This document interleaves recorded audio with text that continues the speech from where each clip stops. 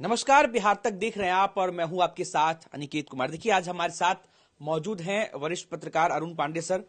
आज हम इनसे बातचीत करेंगे नीतीश कुमार को लेकर।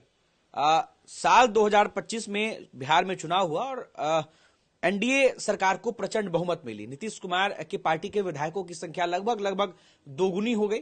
अब ऐसे में 2026 में 25 तो नीतीश कुमार ने जीत लिया, 26 में नीतीश कुमार के लिए सबसे बड़ी चुनौती क्या होने वाली है, ये हम बातचीत करेंगे। सर, सबसे पहले तो बहुत बहुत स्वागत है और नए साल की आपको भी बधाई। धन्यवाद आपको भी। सर, ये बताइए कि नीतीश कुमार को लेकर के हम लोग जो है आज चर्चा कर रहे हैं। नीतीश कुमार के विधायकों की संख्या बढ़ गई है, उनकी पार्टी पहले से और ज्यादा मजबूत हो गई है, लेकिन क्या 2026 में उनके लिए कोई चुनौती होगी, और अगर होगी तो सबसे बड़ी चुनौती क्या होगी, विस्तार से बताइए। देखिए, चुनौती कहीं समाप्त होती है। बीता 2025 तो नीतीश कुमार के लिए उपलब्धियों का साल रहा। 10वीं बार मुख्यमंत्री बनने का उन्होंने रिकॉर्ड बनाया, गिनीज बुक में नाम उनका दर्ज हुआ। और 18वीं विधानसभा के चुनाव में किसी ने उम्मीद नहीं की थी। आकलन था कि इस बार फिर एनडीए अपनी बढ़त बनाएगा, फिर सरकार बनेगी, लेकिन 202 सीट मिलेगी 243 की विधानसभा में। आपने अभी प्रारंभिक संबोधन में भी कहा कि राजद की सीटें आधी हो गई और जदयू की सीटें दूनी हो गई। बीजेपी सबसे बड़ी पार्टी के रूप में 89 सीट्स लेकर उभरी और सेकंड हुए नीतीश कुमार, जो पिछले चुनाव में सत्ता में रहते हुए भी तीसरे नंबर पर चले गए थे। अब ये उपलब्धियों का साल रहा, कैबिनेट बन गई, उसमें अभी कैबिनेट का विस्तार भी होगा नए साल में। जो उसी से मैं शुरुआत करता हूँ। बीते साल में एक सब कुछ के अलावा जो नीतीश कुमार की उम्र और सेहत को लेकर एक चिंता का विषय बना रहता है, और कभी कभी अपनी कुछ ऐसी हरकत कर जाते हैं जिससे वो विवाद का विषय बन जाता है। तो एक हिजाब विवाद को लेकर के नए साल में वो प्रवेश कर रहे हैं 2026 में, और आप देखा कि उसकी सियासत हो रही है पूरी देश दुनिया में, और खासकर जो विरोधी दल है उसको मुद्दा ही बना रखा है। अभी तो चुनाव हारने के बाद और खासकर विधानमंडल का जो सत्र था अभी शरदकालीन सत्र, उसमें विपक्ष के नेता तो बाहर हैं। विपक्ष के नेता जब फिर प्रदेश लौटेंगे नए साल में तो एक उस मुद्दे को मुख्यमंत्री नीतीश, इसलिए कि राजनीति तो कभी चुनाव में हार जीत अलग है, लेकिन पक्ष विपक्ष की राजनीति तो चलती न रहेगी। तो ये सब कुछ बीच में अब जो 2026 आया है उसमें जो आपने कहा कि चुनौतियों का साल होगा ही।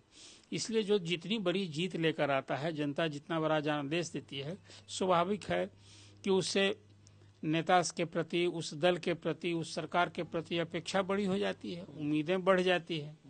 और नीतीश कुमार ने चुनावी जो वायदा किया है उसको पूरा करना, उसके पूरा करने की दिशा में प्रयत्नशील दिखना, धरातल पर उसको लागू करना नीतीश कुमार के लिए सबसे बड़ी चुनौती होगी। अभी 2026 के प्रारंभ में ही राज्यसभा और विधान परिषद की, मतलब जो संसदीय लोकतंत्र में जो अपर हाउस होता है, वो दोनों के चुनाव होने जा रहे हैं। अप्रैल महीने में राज्यसभा की 5 सीटें खाली होगी। हालांकि इसमें भी विपक्ष को, खासकर राजद को नए साल में भी झटका ही लगेगा, इसलिए कि विधानसभा के चुनाव में तो उसे करारी हार देखनी पड़ी। राज्यसभा में 2 सीटें राजद की खाली होने, दोनों सीटें शून्य हो जाएगी, वो सीटें एनडीए छीन लेगा। इसलिए कि संख्या बल के हिसाब से चुनाव होता है। विधानसभा में जो विधायकों की संख्या होती है उसके आधार पर राज्यसभा में वो सीट जीत कर जाते हैं। तो एक तो ये है कि नीतीश कुमार के खाते में कोई अतिरिक्त उपलब्धि राज्यसभा में नहीं होगी। 2 उनके सांसद रिटायर होने जा रहे हैं, राज्यसभा के उपसभापति हरिवंश और केंद्रीय राज्य मंत्री रामनाथ ठाकुर। अब वो 2 में कोई 2 को रिपीट करे या कोई नया चेहरा भेजे, लेकिन उनकी 2 ही सीट रहेगी, इसलिए कि विधानसभा में उनके 85 विधायक जीत कर रहे हैं और एक सांसद बनने के लिए 41 विधायकों के समर्थन की जरूरत होगी। अब इसके बाद उसी तरह से बीजेपी कोई रिटायर नहीं हो रहा है। बीजेपी को इस चुनाव में 2 सीटों का लाभ होगा, उसे 2 नई सीट मिल जाएगी राज्यसभा की। अब उसमें नितिन नवीन जाए, पवन सिंह जाए, और कोई और जो चर्चा है उसकी बात मैं कर रहा हूँ। तो बीजेपी को नए साल में 2 राज्यसभा में 2 सीटों का लाभ होने जा रहा है।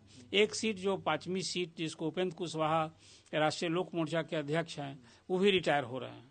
अब वो खुद रिपीट होंगे कि नहीं होंगे, एक सवाल है कि उस सीट पर 19 विधायक चिराग पासवान के हैं, लोजपा के, वो इस पर दावेदारी करेंगे। इधर आपने देखा कि केंद्रीय मंत्री जीतन राम मांझी ने राज्यसभा भी 1 सीट के लिए दावेदारी कर दी है। तो कुल मिलाजुलाकर अब इस सहयोगी दलों को राज्यसभा के 1 सीट के लेकर के लोगों को समझाना, सहेजना एक नीतीश कुमार नेता हैं विधान अपने राजग के बिहार में, तो सबको एक समझा बुझा करके जिस तरह से विधानसभा के चुनाव में एक मत होके एक मन से, ये भी नीतीश कुमार की चुनौती होगी इन लोगों को। अपनी तो 2 सीट वो निकाल लेंगे, लेकिन जो एक तीसरी सीट होगी, मतलब 2 सीट बीजेपी लेगी, तो तीसरी सीट में इसलिए कि एक कहीं न कहीं तोहफा के रूप में तो उपेंद्र कुशवाहा के लिए उनके बेटे मंत्री बन गए हैं, जो किसी हाउस के मेंबर नहीं, तो उनको परिषद में भेजना है।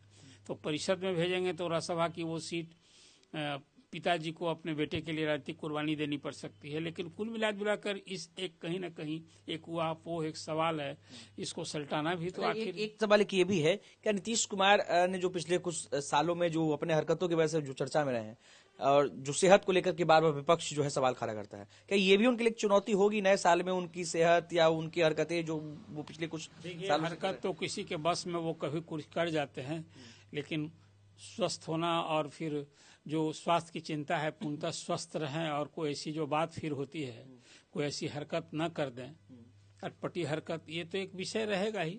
तो कुल मिला कर वो हरकत फिर ना करेंगे, ये तो हम लोग उम्मीद कर सकते हैं। निशांत को लेकर के क्या चुनौती हो सकती है आपसे कहने जा रहा था कि अब नए साल में एक सबसे बड़ा सवाल है, ये चुनौती नहीं है। देखिए उनके बेटे इकलौते बेटे हैं निशांत, जो राजनीति में आएंगे ही, ये मैं आपसे पहले भी चर्चा आपने की है, अपने तय माना जाए कि वो हाँ राजनीति उनके लिए तो लॉन्चिंग पैड जो है ना लोकसभा चुनाव के पहले ही तैयार हो गया है।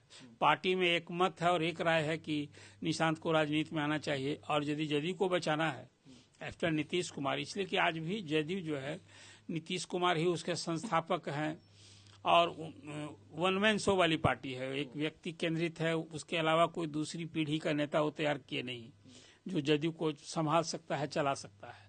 तो बेटा यदि नीतीश कुमार के रहते, यदि हालांकि यही है कि वो परिवारवाद के पोषक नहीं हैं, ये उनका यूएसपी रहा है, ये कहा करते हैं, लेकिन हम उनकी स्वास्थ्य को लेकर जिस उम्र के जिस दहलीज पर खड़े हैं, 74 साल की उम्र उनकी हो गई है, तो खुद यदि बेटा को लाएंगे तो क्या वो राजनीति से खुद भी अलग होंगे, एक बड़ा सब सवाल है। तो इस सवाल के साथ कि खुद के बारे में फैसला करना और खुद फिर बेटे को राजनीति में लाना, ये डिसीजन लेना, जो जिस परिवारवाद से वो बचते रहे हैं, तो ये उनके सामने एक ही फैसला लेना सचमुच एक बड़ी चुनौती होगी। अभी तो खुद वो जदयू के अध्यक्ष हैं, तो एक बड़ा सवाल ये है। अभी इस खरमास के बाद 14 जनवरी के बाद मंत्रिमंडल का विस्तार होगा, उसमें अभी तक तो उन्होंने नीतीश कुमार ने कोई प्रयोग नहीं किया, सभी अपने पुराने चेहरे को ही मंत्री में लाया।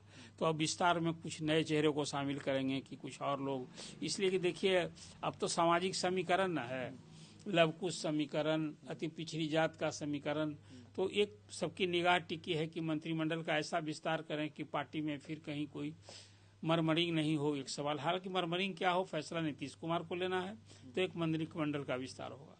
लगे हाथ, जैसा मैंने आप कहा कि विधान परिषद की भी द्विवार्षिक चुनाव जून में, उनके कार्यकाल जो सदस्यों के, उसमें भी लाभ ही है, एनडीए को लाभ होगा और विपक्ष को घाटा होगा।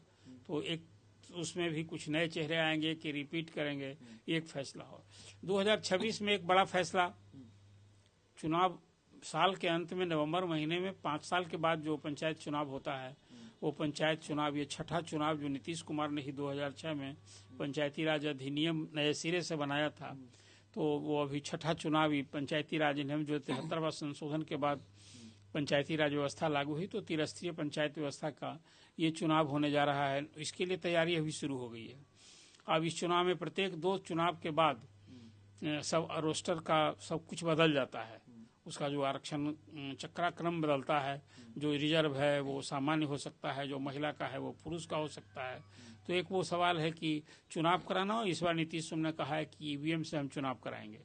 फिर कहा है कि इस चुनाव हम नियत समय पर कराएंगे। आपको याद होगा कोरोना काल में पंचायत चुनाव समय पर नहीं हुआ था, तो 8 महीना के लिए एक औबंधिक व्यवस्था की गई थी, परामर्शदात्री समिति बनाई। हालांकि इधर मैं देख रहा था हाईकोर्ट ने बहुत सख्त हिदायत दी है कि पंचायत चुनाव प्रत्येक 5 साल पर करना, जैसे लोकसभा का होता है, विधानसभा का होता है। और ये पंचायती राज व्यवस्था जो एक संवैधानिक व्यवस्था है, तो सरकार को ये हिदायत भी दी है कि ये चुनाव समय से कराइए। तो सरकार इसके लिए, मैंने देखा है कि राज्य निर्वाचन आयोग से विज्ञप्ति भी जारी कर दी गई है। हाँ, उसके पहले एक बड़ा सवाल हो गया है। देखिए, ये 2001 की जनगणना के आधार पर 2000 में पिछला पंचायत चुनाव हुआ था, उसका परिसीमन हुआ था, और उसके बाद 25 वर्षों में आबादी बहुत बढ़ गई। नीतीश कुमार ने चुनाव के पहले बिहार में नगर निकायों की संख्या बढ़ाकर 262 कर दी है। मतलब बहुत सारे जो पंचायत क्षेत्र थे वो हो गए हैं नगर निकाय में। तो पंचायत में अभी जो 8053 पंचायत हैं बिहार में, तो उसका परिसीमन की एक मांग उठ खड़ी हुई है। और कानून नियम भी कहता है कि हर चुनाव के जब कराते हैं आप तो परिसीमन करना चाहिए। तो आरक्षण का रोस्टर तय करने का तो फरमान जारी हो गया है, लेकिन परिसीमन होता नहीं दिख रहा है। इसको लेकर जो पंचायती राज व्यवस्था से निर्वाचित 2.5 लाख प्रतिनिधि हैं, तो बिहार मुखिया महासंघ के अध्यक्ष मिथिलेश राय हों या फिर पंच सरपंच संघ के अध्यक्ष, अब उनसे बात हो रही थी, वो लोग बता रहे थे कि ये नहीं होगा तो हम लोग फिर हाईकोर्ट का दरवाजा खटखटाएंगे। एक विषय ये है। लेकिन मैंने आपसे कहा कि नीतीश कुमार के लिए 2026 के चुनाव में सबसे बड़ी चुनौती है चुनावी वायदों को पूरा करना। आप देखा, चुनाव के पहले उन्होंने महिलाओं के लिए स्वरोजगार के लिए उन्होंने एक मुख्यमंत्री महिला स्वराज योजना शुरू की थी, जिसमें 10-10 हजार रुपए के विपक्ष। जैसा मैं आपसे कह रहा था कि 2026 में नीतीश कुमार के लिए सबसे बड़ी चुनौती होगी अपने चुनावी वायदे को पूरा करना। उस समय 1 करोड़ नौकरी और रोजगार, ये कैसे होगा? अभी जो मेरी जानकारी समझ में आ रही है कि नीतीश कुमार ने तय किया है कि हम बिहार में उद्योग का जाल बिछाएंगे, हर जिले में उद्योग लगाएंगे। तो उसमें अभी मुझे लगता है कि मई जून तक बिहार में बड़ा इन्वेस्टर मीट होने जा रहा है, इसकी तैयारी हो गई है। और सरकार ने यह तय किया है कि आने वाले 5 साल में हम 50 लाख करोड़ का यहाँ निवेश का मार्ग प्रशस्त करने के लिए भरसक प्रयास करेंगे। उद्योग लेंगे तो रोजगार मिलेगा, नौकरी मिलेगी।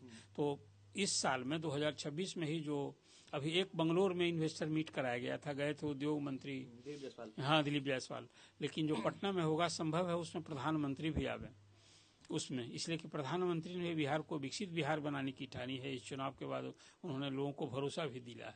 तो इन्वेस्टर मीट में 2026 में कम से कम 5 लाख का निवेश हो, इस दिशा में एक प्रयास सरकार करने जा रही है। तो मुझे लगता है फिर अभी कम से कम 3-3.5 लाख नियुक्ति 2026 में होने जा रही है विभिन्न विभागों में, जिसमें शिक्षक की नियुक्ति होगी, पुलिस विभाग में नियुक्ति होगी, स्वास्थ्य विभाग में नियुक्ति होगी। तो नियुक्ति तो शिक्षित बेरोजगारों के लिए रोजगार का अवसर ये बड़ा है। बिहार से मजदूर का पलायन होता है, ये बिहार के लिए बड़ी समस्या है। तो मजदूर का पलायन कैसे रुके? अभी 15,000, 20,000, 10,000 की नौकरी बिहार में सुलभ हो, इस दिशा में प्रयास करना। तो मुझे लगता है सबसे बड़ी चुनौती नीतीश कुमार के लिए ही होगा। और महिलाओं के लिए जो स्वरोजगार के लिए किए हैं, तो 10-10 हजार देने के बाद उन्होंने कहा था कि 6 महीने में हम 2-2 लाख देंगे, तो वो कर्ज के रूप में होगा। तो कर्ज के रूप में होगा तो मुझे लगता है कि फिर जीविका दीदी समूह है, उसको सरकार एक बड़ी राशि केंद्र के सहयोग से, कोऑपरेटिव मंत्रालय जिसको देखते हैं अमित शाह जी, कोऑपरेटिव सेक्टर से ही ये मार्ग प्रशस्त होगा। और इधर एक बड़ा काम, बड़ी कार्य योजना पर सरकार काम भी कर रही है। तो मुझे लगता है कि 2026 का जो वर्ष होगा, नीतीश कुमार के लिए अपने चुनावी वायदों को सरजमीन पर दिखाना, अमल करना, ये सबसे बड़ी चुनौती होगी। चलिए, तो देखिए कई चुनौतियों पर चर्चा हुई, जिसमें निशांत कुमार की राजनीतिक एंट्री से लेकर नीतीश कुमार के द्वारा किए गए चुनावी वायदे, साथ ही साथ बिहार में विधान परिषद के चुनाव, राज्यसभा के चुनाव और साथ ही साथ पंचायत चुनाव को के साथ साथ तमाम मंत्रिमंडल जो होने वाले हैं बिहार में, इन सभी को लेकर के नीतीश कुमार के लिए एक चुनौती जो है वो सामने खड़ी होगी। लेकिन जो सबसे बड़ी चुनौती निकलकर सामने आई है वो होगी नीतीश कुमार के चुनावी वायदे, जो उन्होंने चुनाव से पहले किए। जीविका दीदियों को जिस तरीके से 10-10 हजार रुपए दिए गए और सरकार ने वादे किए थे कि 2-2 लाख रुपए, 1,90,000 रुपए जो उन्हें है लोन 6 महीने के अंदर प्रोवाइड कराए जाएंगे। ऐसे में तमाम चीजों पर हमने चर्चा की और क्या चुनौती होने वाली है, ये विषय पूरे एक तरह से कह सकते हैं कि एकदम विस्तृत रूप से समझाने की कोशिश कर रहे थे अरुण पांडे सर, और आपने भी सुना है। आपकी क्या राय है? आपको क्या लगता है कि नीतीश कुमार की सबसे बड़ी चुनौती क्या होगी? आप भी इस वीडियो में कमेंट करके जरूर बता सकते हैं।